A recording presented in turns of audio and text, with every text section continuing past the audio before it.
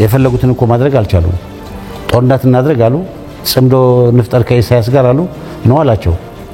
ነው ብሏቸው ያለም ቢሆን ከዚህ ውጭ ሌላ መንገድ የለም ይሄን እናድርግ ነው ያለው ያለው። አንድ ፕሪኮንዲሽን ግን አላቸው። ያ ፕሪኮንዲሽን ታደሰ መወገድ አለበት የሚል ነው።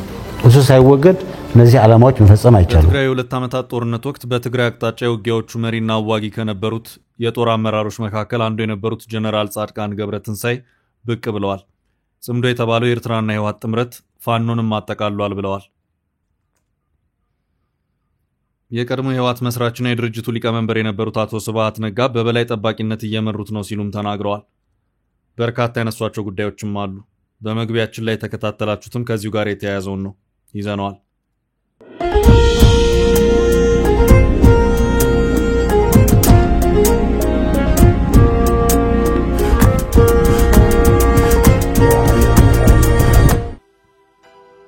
ውድ የፈታ ቤተሰቦች የከበረ ሰላምታችን በእያላችሁበት ይድረሳችሁ።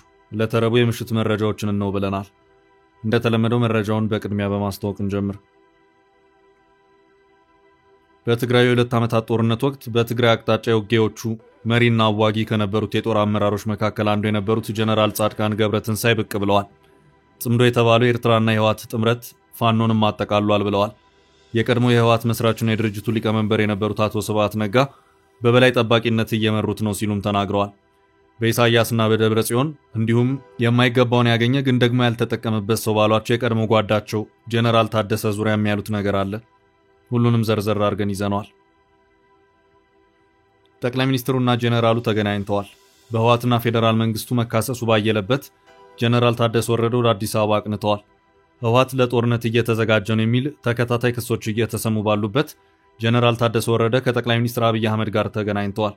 የትግራይ ኃይሎች አዛዡ ዋነኛው ጠላታችን ብልጽግና ነው በሚል ያስተላለፉት መልእክት እያነጋገረ ባለበት እንዲሁም ህወሓት ከኤርትራ ጋር ጥምረት ፈጥሯል በሚል ፌደራል መንግስቱ ክሱን ባሰማበት ማግስት ጀነራሉ ከጠቅላይ ሚኒስትሩ ጋር ተገናኝተዋል። ጥንቅራችን ይዞታል። የሶማሊያው ፕሬዝዳንት ሐሰን ሼክ መሐመድ የኢትዮጵያ ህዳሴ ግድብን ሲከላከሉ ተስተውለዋል።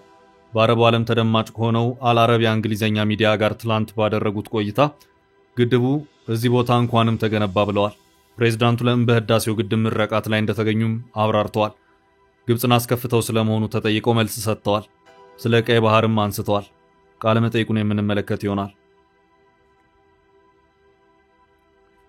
ከትግራይ ተወክለው የፕሪቶሪያ ስምምነት ተፈራራሚ ከሆኑት መካከል አንዱ የሆኑት አቶ አሰፋ አብርሃ ከቢቢሲ ጋር ቆይታ አድርገዋል። አቶ አሰፋ በአቶ ጌታቸው ረዳ የሚመራው ጊዜያዊ አስተዳደር አማካሪ ነበሩ ሲሆን በወቅቱ በትግራይ የገጠሙ ችግሮችንና አሁን ያለውን ወቅታዊ ሁኔታ በተመለከተ ጥያቄዎችን መልሰዋል። በኤርትራና ኢትዮጵያ መካከል ስላለው ጥረትም ተደራዳሪው ያሉት ነገር አለ። ጠቅላይ ሚኒስትር አብይ አህመድ ለሚያነሳቸው የወደብና ተያያዥ ጥያቄዎች ከኢሳያስ ጋር የተፈራረሙትና መልስ የያዘ ውል መኖሩን ተደራዳሪው ተናግረዋል። መረጃውን ይዘነዋል። ጠቅላይ ሚኒስትር አብይ አህመድ ባለሀብቶች ወደ ዱባይ አትሽሹ ሲሉ ተናግረዋል። ጠቅላይ ሚኒስትር አብይ አህመድ ለባለሀብቶች ጥብቅ መልእክት ሰደዋል። መረጃው የጥንቅራችን አካል ነው። እስከ ፍጻሜው አብራችሁን ቆዩ። የምንለቃቸው ለታይ ትኩስ ዜናዎች እንዲደርሷችሁ ላይክ፣ ሼር፣ ሰብስክራይብ ማድረግ እንዳትረሱ።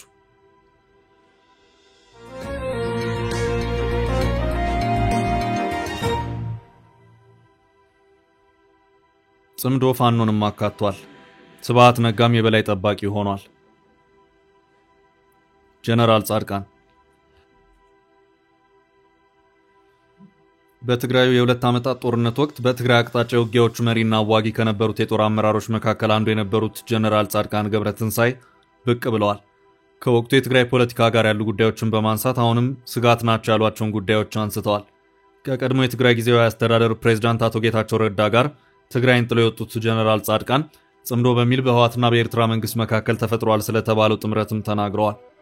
የዚህ ጥምረት የበላይ ጠባቂም የቀድሞ የህወሓት ሊቀመንበር አቶ ስብሃት ነጋ ናቸው ሲሉ ተናግረዋል።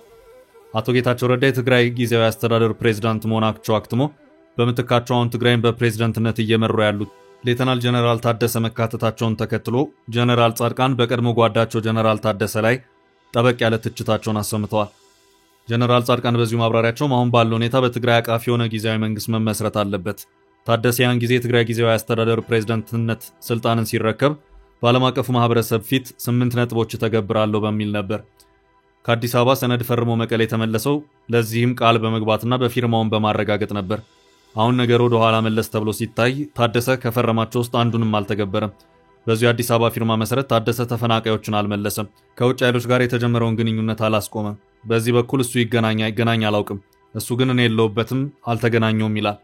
ግን ደግሞ እሱ የሚመራው መንግስት እየተገናኘ ነው። ስለዚህ እኛ እያልን ያለነው ሌላ መንግስት ይተካ ነው፣ ታደሰ ሊበቃው ይገባል ሲሉም ጀነራል ጻድቃን ከኤንቢሲ ኢትዮጵያ ቴሌቪዥን ጋር በነበራቸው ቆይታ ተናግረዋል። ጀነራል ጻድቃን በዚሁ ቃለ ምልልሳቸውም የኢሳያስ መንግስት ህወሓትና ፋኖ ጥምረትን ፈጥረዋል ሲሉ ተናግረዋል። ማብራሪያቸውን በመቀጠልም የአቶ ኢሳያስ መንግስት ደብረጽዮን የሚመራው ኃይልና እንደ ፋኖ የመሳሰሉት ተቃዋሚ ኃይሎች አንድ ላይ በመሆን ተለቅ ያለ ሀገርን የማተራመስ ስትራቴጂን በመንደፍ ይዘው መንቀሳቀስ ጀምረዋል። ይህንን አካሄድ ዝም ብለን ካየነው መጀመሪያ የሚጎዳ የትግራይ ህዝብ ነው፣ ጦርነት የመጀመር ዕድሉ ከፍተኛ እየሆነ ሄዷል ሲሉም አክለዋል። ስብሃት ነጋ ድርጅቱ የበላይ ጠባቂ አይነት ነገር ነው ያሉት ጀነራል ጻድቃን የትግራይን ህዝብ የሚኮረኩር አጀንዳን ያነሱና ምዕራብ ትግራይን ለማስመለስ ከኢሳያስ ጋር መስማማት አለብን፣ ደግሞስ ህዝብ ለህዝብ ይገናኝ ምን ችግር አለው ይላሉ። ደግነቱ የትግራይ ህዝብ ይሄን በሚገባ አውቆታል ያሉት ጀነራል ጻድቃን በቀደመው ጦርነት ወቅት የነበረው ሁኔታ በህወሓት ደረጃ ተገምግሞ የነበረ መሆኑንም አመላክተዋል። የህወሓት አመራር ቀደም ብሎ ወደ ውጊያ ያስገባበትንና ውጊያውን የመራበት ሁኔታ ትልቅ አጀንዳ አስነስቷል። ይሄ ጉዳይ ልዩነትን ፈጥሯል። ራሱ ድርጅቱም ጭምር ገምግሞ ከዚህ ግምገማ ውስጥ በርካታ ችግሮችን ነቅሶ አውጥቷል። ስልጣን መኖሪያ አድርጌ ያለውም ብለዋል። ከዚያ በኋላ የተካሄዱትን ግምገማዎች ተከትሎ በዚሁ መሰረት አስተካከል ሲባል ፈጽሞ በመቃብሬ ላይ ነው ሲል አስታወቀ ሲሉም ተናግረዋል። ብዙዎቻችን በእድሜያችን የመጨረሻዎቹ ጊዜያት ላይ ያለን ሰዎች ነን ያሉት ጀነራል ጻድቃን እናም ተገደን ካልሆነ በስተቀር ወደ እንደዚህ አይነቱ ፖለቲካ ለመግባት የሚገፋ ብዙ ነገር የለም። ይህ ትግል መወጣት ወደማይችልበት ማጥ ከመግባቱ በፊት ሰላማዊና ዲሞክራሲያዊ ወደሆነ የፖለቲካ መንገድ እንዲገባ የሚያደርግን በር ከፍተን የሚቀጥለው ትውልድ የሆነ ወጣቱ ትውልድ ይዞት እንዲያስቀጥለው በሚል ነው ያቋቋምነው ሲሉም ተናግረዋል። የኢሳያስን መንግስት አስተሳሰብ አውቃለሁ። በጣም የሚያንሸራትት የቁልቁለት መንገድ ነው። አንድ ጊዜ ከገባህበት መመለሻ የለውም፣ አዘቅት ውስጥ ነው የሚያስገባ በማለትም ጀነራል ታደሰን በተመለከተ በሰጡት ማብራሪያም ታደሰ የማይገባውን እድል አግኝቶ ነበር፣ አልተጠቀመበትም ሲሉም ተናግረዋል። እነሱ አንድ ቅድመ ሁኔታ ግን አላቸው። ያ ቅድመ ሁኔታ ታደሰ መወገድ አለበት የሚል ነው። እሱ ሳይወገድ እነዚህን ዓላማዎች መፈጸም አይቻልም ይላሉ። አሁን ባለው ሁኔታ ትግራይ በየትኛውም የፌዴራሉ መንግስት እርከን ውክልና የላትም በማለትም መፍትሄ ሊሆን የሚችለው ምርጫ ማካሄድ ነው ሲሉም አክለዋል። የፈለጉትን እኮ ማድረግ አልቻሉም።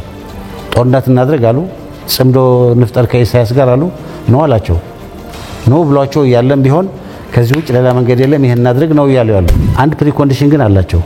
ያ ፕሪኮንዲሽን ታደሰ መወገድ አለበት የሚል ነው። እሱ ሳይወገድ እነዚህ ዓላማዎች መፈጸም አይቻሉም።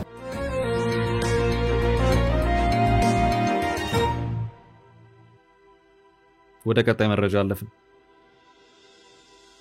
ጠቅላዩና ጀነራሉ ያልተጠበቀው ክስተት። ጠቅላይ ሚኒስትሩና ጀነራሉ ተገናኝተዋል። በህወሓትና ፌዴራል መንግስቱ መካሰስ ባየለበት ጀነራል ታደሰ ወረደ ወደ አዲስ አበባ አቅንተዋል። ህወሓት ለጦርነት እየተዘጋጀ ነው የሚል ተከታታይ ክሶች እየተሰሙ ባሉበት ጀነራል ታደሰ ወረደ ከጠቅላይ ሚኒስትር አብይ አህመድ ጋር ተገናኝተዋል። የትግራይ ኃይሎች አዛዡ ዋነኛው ጠላታችን ብልጽግና ነው በሚል ያስተላለፉት መልእክት እያነጋገረ ባለበት እንዲሁም ህወሓት ከኤርትራ ጋር ጥምረት ፈጥሯል በሚል ፌዴራል መንግስቱ ክሱን ባሰማበት ማግስት ጀነራሉ ከጠቅላይ ሚኒስትሩ ጋር ተገናኝተዋል። ጀነራል ታደሰ ወረደ ወደ አዲስ አበባ ያቀኑት ፌዴራል መንግስቱና ህወሓት በሰፋ ልዩነት ውስጥ ባሉበትና ፌዴራል መንግስቱ ህወሓት ላይ ጠንከራ ያለ ወቀሳ ከሰነዘረ በኋላ ነው። ህወሓት በተከታታይ መግለጫዎቹ ፌዴራል መንግስቱ ላይ ብርቱ ትችቶችን ሲሰነዝር መቆየቱም የሚታወስ ነው። ጀነራል ታደሰ ወረደ ህወሓት በሰሞነኛው አነጋጋሪ ጉባኤ ላይ ባስተላለፉት መልእክት ህወሓት አይጠፋም ሲሉ ጥብቅ መልእክት መስደዳቸው ይታወቃል። የትግራይ ክልል ጊዜያዊ አስተዳደር ፕሬዝዳንት ጀነራል ታደሰ ወረደ ህወሓትን ማዳንም ሆነ ማጥፋት የሚቻለው በአባላቱ ነው ሲሉ ጀነራል ታደሰ ወረደ መናገራቸው የሚታወስ ነው። ከትግራይ እንዲሁም ከፌዴራል መንግስቱ በኩል አንዳቸው ሌላኛውን መወቃቀሱ በበረታበትና የጦርነት ስጋት ማየሉ እየተነገረ ባለበት ጀነራል ታደሰ ወረደ አዲስ አበባ አቅንተው ከጠቅላይ ሚኒስትር አብይ አህመድ ጋር ተገናኝተዋል። ከቀናት በፊት የህወሓት ከፍተኛ ጦር አዛዥ ጠላታችን ብልጽግና ነው ሲሉ መናገራቸው ይታወሳል።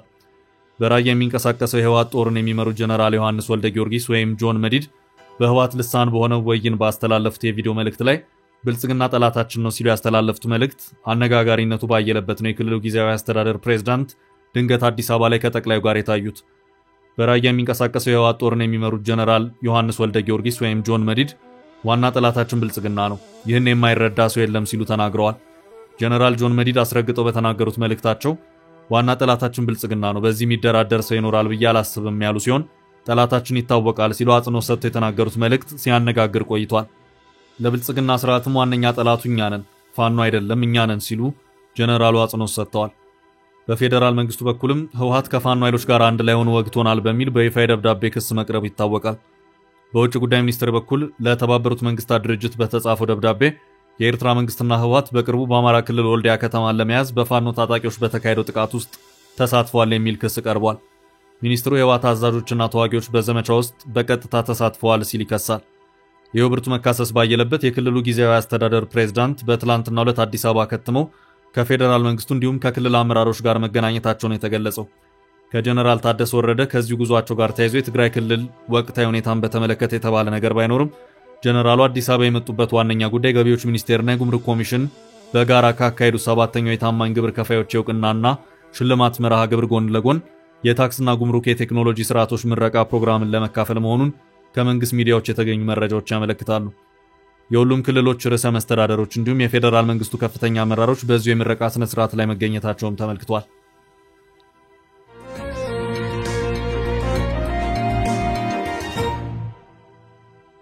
ወደ ቀጣይ ርዕስ አለፍን። ጠቅላዩና ኢሳያስ የተፈራረሙት ጦር የማያማዝዝ የወደብ ሰነድ አለ። ተደራዳሪ ከትግራይ ተወክለው የፕሪቶሪያ ስምምነት ተፈራራሚ ከሆኑት መካከል አንዱ የሆኑት አቶ አሰፋ አብርሃ ከቢቢሲ ጋር ቆይታ አድርገዋል። አቶ አሰፋ በአቶ ጌታቸው ረዳ የሚመራው ጊዜያዊ አስተዳደር አማካሪ የነበሩ ሲሆን በወቅቱ በትግራይ የገጠሙ ችግሮችንና አሁን ያለውን ወቅታዊ ሁኔታ በተመለከተ ጥያቄዎችን መልሰዋል።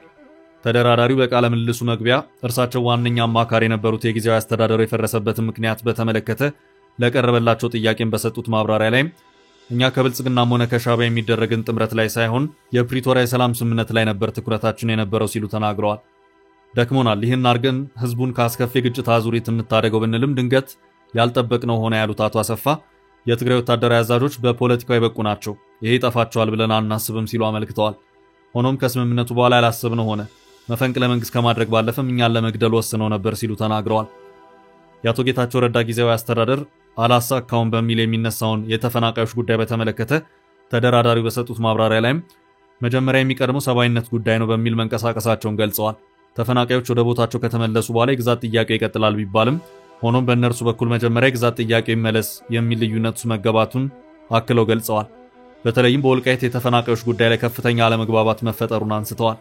ከትግራይ ተወክለው የፕሪቶሪያ ስምምነት ተፈራራሚ ከሆኑት መካከል አንዱ የሆኑት አቶ አሰፋ አብርሃ ህወሓት በወልቃይት የነበረውን አስተዳደር እንዲሁም ሚሊሻ ሳንመልስ ስምምነት አይሆንም በማለት ህዝቡን መያዣ አድርጎታል ሲሉ ተደምጠዋል። አቶ አሰፋ በዚሁ ቃለ ምልልሳቸው ከህወሓት አምጽ የወጡትን የነጻ መሬት ታጣቂዎችን ጉዳይ ያነሱ ሲሆን ከጦሩ ጋር ስላላቸው ግንኙነት ማብራሪያ ሰጥተዋል። አቶ አሰፋ አብርሃ ይህን ጦር ያቋቋሙት ለትግራይ እንጂ ለአንድ ፓርቲ አንዋጋም በሚል ያመጹ አመራሮች መሆናቸውን በመግለጽ ፌዴራል መንግስቱ ደሞዝ ይከፍላቸዋል በሚል የሚነሳው ጉዳይ ለጀነራል ታደሰ ወረደም ሆነ ለጀነራል ጆን መዲድ ከሚከፈለው የተለየ አለመሆኑን አንስተዋል። ለጀነራሎቹ ክፍያ የሚፈጸመው ከፌዴራል መንግስቱ በጀት ነው ያሉት አቶ አሰፋ ታጣቂዎቹም በዚሁ መልኩ ደሞዝ ሊከፈላቸው እንደሚችል በማንሳት እኔ ወታደር በሆነ እቀላቀላቸው ነበር ሲሉ ለጦሩ ያላቸውን ድጋፍ ገልጸዋል። ከቅርብ ጊዜ ወዲህ በኢትዮጵያና ኤርትራ ውጥረት መንገሱን ተከትሎ ምን ሊፈጠር ይችላል በሚል ለቀረበላቸው ጥያቄ የፕሪቶሪያው የሰላም ስምምነት ተደራዳሪ በሰጡት ምላሽም ጦርነት የመቀስቀስ ዕድሉ ጠባብ ነው የሚል እምነት እንዳላቸው ገልጸዋል። አንዱ ስሌት አብይና ኢሳያስ ይዋጋሉ የሚል ነው። አብይና ኢሳያስ ይዋጋሉ፣ ሊዋጉስ የሚችሉበት ዕድል አላቸው፣ እኔ በአመዛኙ አይመስለኝም ሲሉ አቶ አሰፋ አብርሃ ተናግረዋል። ጠቅላይ ሚኒስትር አብይ አህመድና ፕሬዝዳንት ኢሳያስ አፈወርቂ እነ ሳውዲ አረቢያ፣ አረብ ኤምሬትስ እንዲሁም መላው ዓለም እማኝ በሆነበት የፈረሙት ስምምነትና ውል አላቸው ሲሉ ከትግራይ ተወክለው የፕሪቶሪያ ስምምነት ተፈራራሚ ከሆኑት መካከል አንዱ የሆኑት አቶ አሰፋ አብርሃ አመልክተዋል። ይህ ውል ጠቅላይ ሚኒስትር አብይ አህመድ ለሚያነሷቸው የወደብና ተያያዥ ጥያቄዎች መልስም አለው ሲሉ ገልጸዋል።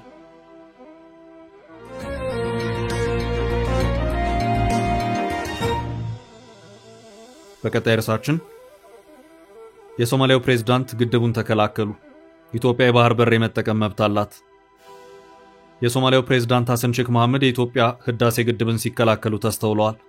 ንብረትነቱ የሳውዲ አረቢያ በሆነውና በአረቡ ዓለም ተደማጭነት ካለው አልአረቢያ እንግሊዘኛ ሚዲያ ጋር ትላንት ቆይታ ባደረጉበት ወቅት ስለ ህዳሴው ግድብ ሲከራከሩ ታይተዋል። ግድቡ የኃይል ማመንጫ እንጂ ግብርና አይደለም ሲሉ የግብፅን ውሃ ይጎልብኛል ክስ አጣጥለዋል። ግድቡ ኢትዮጵያ ለመልማት አስባ የገነባችው ፕሮጀክት መሆኑን አንስተው በቀጠናው ሀገራት ዘንድ እንደ ስጋት ሊታይ አይገባም ሲሉ ነው የተናገሩት። ፕሬዝዳንቱ ይህን ያሉት አልአረቢያ ጋዜጠኛ በግድቡ የሶማሊያ አቋም ምንድነው ስትል ለጠየቀችው ጥያቄ በሰጡት መልስ ነው። ፕሬዝዳንት ሐሰን ሼክ መሐመድ የግድቡ መመረቅ ለኢትዮጵያ ህዝቦች ትልቅ ስኬት ነው ብለዋል። 10 ዓመታት ሲገነባ የቆየ ትልቅ ፕሮጀክት ነው ያሉት ፕሬዝዳንቱ ከኢትዮጵያ ኢኮኖሚ አልፎ ለቀጠናው ሀገራት ኃይል የሚሰጥ ስለመሆኑ ተናግረዋል። ኃይል የማንኛውም ሀገር የእድገት ቅድመ ሁኔታ ነው፣ ግድቡ እዛ መሰራቱ መልካም ነው ሲሉ ለአረቡ ሚዲያ ተናግረዋል። ፕሬዝዳንቱ በግድቡ ምርቃት ላይ መገኘታቸው በጥያቄ የተነሳ ሲሆን ግብጽ ለግድቡ ያላት አቋም እየታወቀ የብሔራዊ አደጋ ተደርጎ እየታየ እርሶ ለምን ምርቃቱ ላይ ተገኙ የሚል ጥያቄ ቀርቦላቸዋል። ፕሬዝዳንቱ ለዚህ በሰጡት መልስ ኢትዮጵያ ጎረቤታችን ናት። ጎረቤት መሆናችን የምርጫ ጉዳይ አይደለም። ከ2000 በላይ ኪሎ ሜትሮች ድንበር እንጋራለን። በሁለቱም ድንበሮች ያሉ ህዝቦች አንድ አይነትና ወንድማማች ናቸው። ከኢትዮጵያ ጋር ያለን ግንኙነት ከግብጽ ጋር ያለንን የስትራቴጂክ ግንኙነት የሚያፋልስ አይደለም ብለዋል። ሶማሊያ ገለልተኝነትና ሰላምን የምታስቀድም ሀገር ናት ያሉት ፕሬዝዳንቱ የሶማሊያው ሀገራዊ መፈክር ሶማሊያ ከራሷና ከቀረው ዓለም ጋር በሰላም መኖር የሚል ነው ብለዋል። ፕሬዝዳንት ሐሰን ሼክ መሐመድ ሞቃዲሾ ኢትዮጵያን፣ ግብጽንና ሱዳንን ለማደራደር ፍቃደኛ መሆኗንም ለአልአረቢያ ሚዲያ ገልጸዋል። ሶስቱንም ሀገራት አንዳቸውን እንዲረዱ ለማድረግ ፍቃደኛ ነን ያሉት በግድቡ ምርቃት ወቅት ከጠቅላይ ሚኒስትር አብይ አህመድ ጋር ያደረጉትን ንግግር አንስተው ጠቅላይ ሚኒስትር አብይ ከሁለቱ ሀገራት ጋር ቁጭ ብለው ለመነጋገር ዝግጁ መሆናቸውን አረጋግጠውልኛል ብለዋል። የግድቡ ጉዳይ ፖዚቲቭ መፍትሄ እንደሚኖረው አምናለሁ ሲሉም አክለዋል። ፕሬዝዳንቱ ከቀይ ባህር ጋር በተገናኘ ከአልአረቢያ ጋር የተነጋገሩ ሲሆን ኢትዮጵያ የባህር በር የሌላት ሀገር ብትሆንም ቀይ ባህርን ለመጠቀም ህጋዊ መንገዶች አሏት ሲሉም ተደምጠዋል። ኢትዮጵያ የባህር በር የመጠቀም መብት ዓለም አቀፍ ተቀባይነት ባላቸው መርሆች መሰረት መሆን እንዳለበት አሳስበዋል። በኢትዮጵያና በጎረቤት ሀገራት መካከል ወታደራዊ ግጭት ሊፈጠር ይችላል የሚሉ አሉባልታዎች እንዳሉ ፕሬዝዳንቱ ያነሱ ሲሆን ሶማሊያ ማንኛውንም የጥቃት ድርጊትና የግዛት አንድነት መጣስን እንደማትደግፍ አመልክተዋል።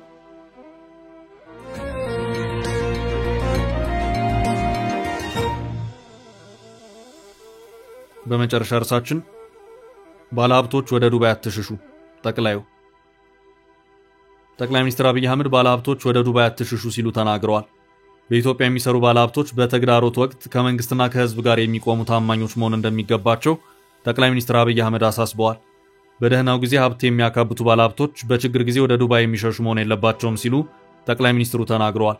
አብይ ይህን ያሉት ትናንት ማክሰኞ መስከረም 27 ለታማኝ ግብር ከፋዮች ሽልማት በሰጡበት ወቅት ባደረጉት ንግግር ነው።